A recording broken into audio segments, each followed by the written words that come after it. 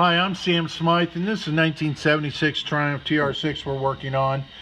This is the right rear suspension, which you can have a look at. We're trying to, that's where the flex hose is, deep down in there past this spring, and on this independent rear suspension that you can see here.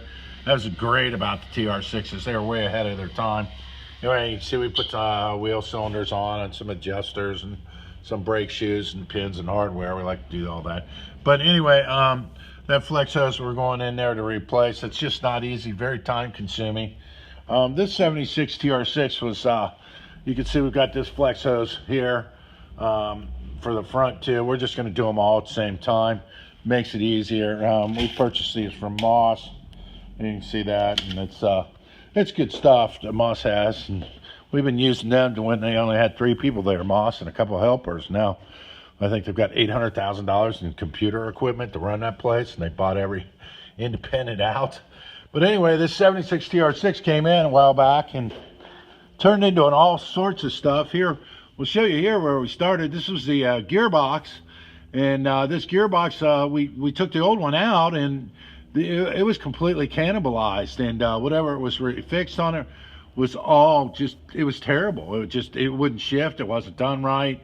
I mean, I could just go on and on. It was a horror story of how that gearbox was destroyed and would not work. And the owner at that point had him excited that, you know, well, I need to take it somewhere. Well, apparently when he went and picked the car up too, his seats were missing or something. So we ended up finding him some seats. This car, you can see the dark blue underneath here. So we ended up finding him some 76 TR6 original seats. So that turned out great, because those are usually really hard. Not that you would really need them, but it's just kind of hard to order up a set of seats. I need to look for this crossover piece too, though, where you put the stereo in over the tunnel. I'm not sure. I have to check back with that. But anyway, we got the gearbox in it, and we went to start it, and we knew the cooling system was bad and this and that, so we did all that. And somebody had taken a cooling system and just filled everything up with solid, like, sealer of some kind. Can you let this down a little? Yes. And they just put a bunch of sealer in it. You can see where we have the new screws to put the drum on, and the shoes and the springs and the hydraulic cylinders.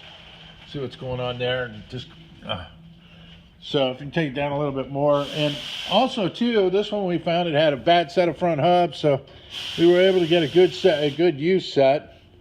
If you take it on down a little bit more, that's good. So anyway, we had to do the cooling system. As you can see, the radiator, we didn't paint it. We like those open without any paint on them, unless somebody's doing it for a show. And then sometimes this is really polished up, clear coated right away. It makes it look really nice. I like the old natural look, antique look to it, that, you know, kind of like the brass plugs. The engine, we found out, to make a long story short, we thought the starter was locked up. No such luck. So the owner had another surprise, and we found out that, yeah, it was locked up down below. So with that being said, we had to find a good used block. It just needed way too much work. It had been just completely ruined. We did order another starter, however, because it had the original starter on it. But we went through the tire system on the car, because it's very, very old and was in need of service. So whatever that we thought the car would need in order to start and run, we did.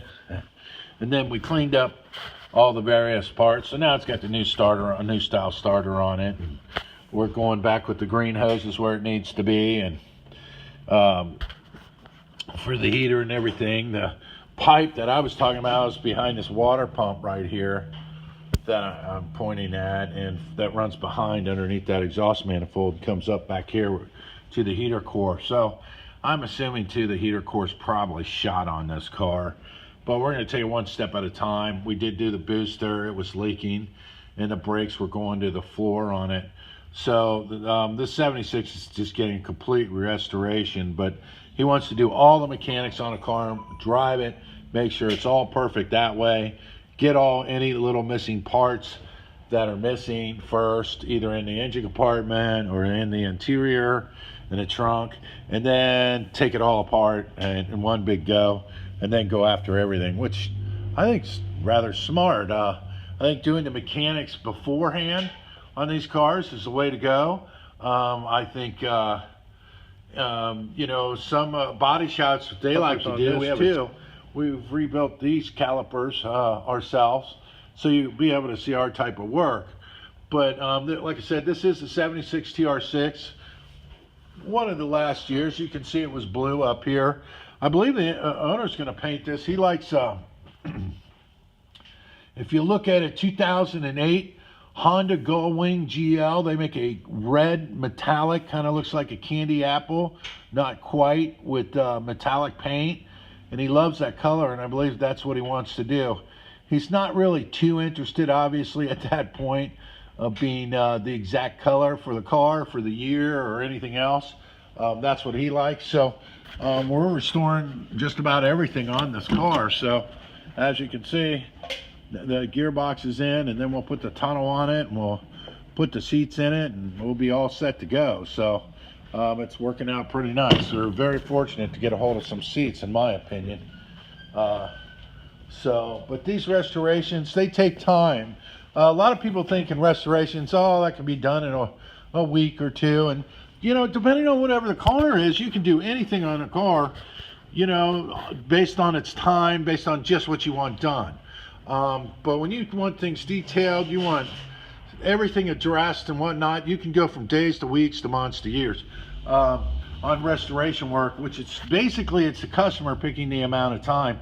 It's not the shop, or it's the car representing what time it's going to need, which once again, it's not the shop. And then it's the wallet of whether, you know, in the value of the car or the sentimental value of the car. And then once again, it's not the shop. It relies back to, you know, the product in which we have. So on these old classic cars and collector cars, the biggest thing I can tell everybody is the hardest thing is just getting one. Then once you get it, you can do anything in the world to them.